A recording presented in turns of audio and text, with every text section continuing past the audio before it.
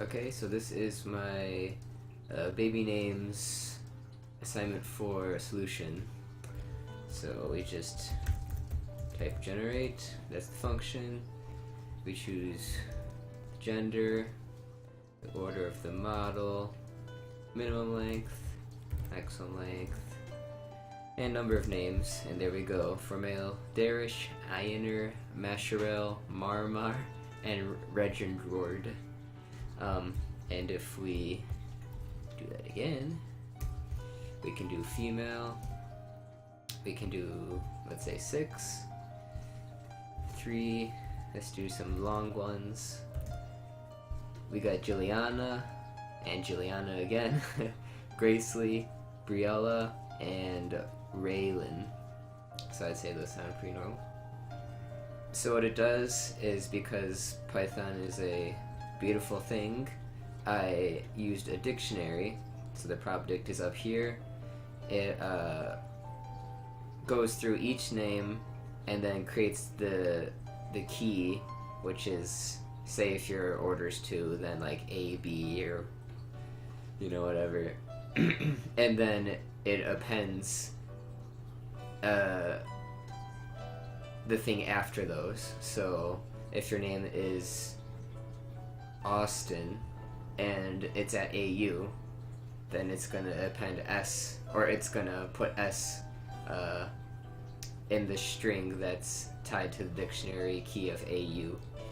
And all it does in the dictionary is it adds to those strings that are tied to the keys. So it creates the keys that are necessary and then extends the strings instead of storing a probability, which I'll explain why down here.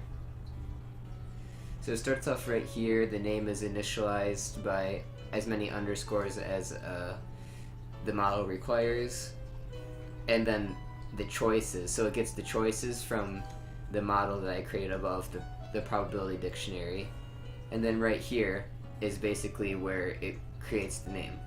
The name is initialized here, like I said, and then the choices, which it got from the probability dictionary, it just picks a random letter from the string that was stored in the dictionary. And that's how the probability is calculated, because if there's a higher probability of A, well then the string that you got from the dictionary right here is going to have like 15 A's in it or whatever. So the range that's calculated here is likely to fall within that range of A's.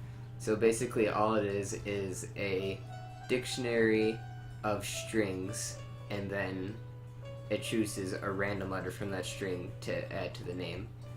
And then underscores are also stored in the dictionaries, as many as is required. So if there's a higher chance that your name ends with A, then there's going to be more of these in your string.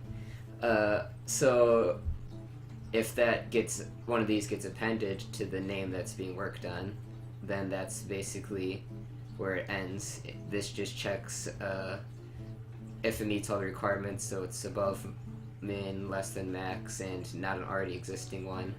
So just for example here, this is one example of my probability dictionary that represents the model in this case.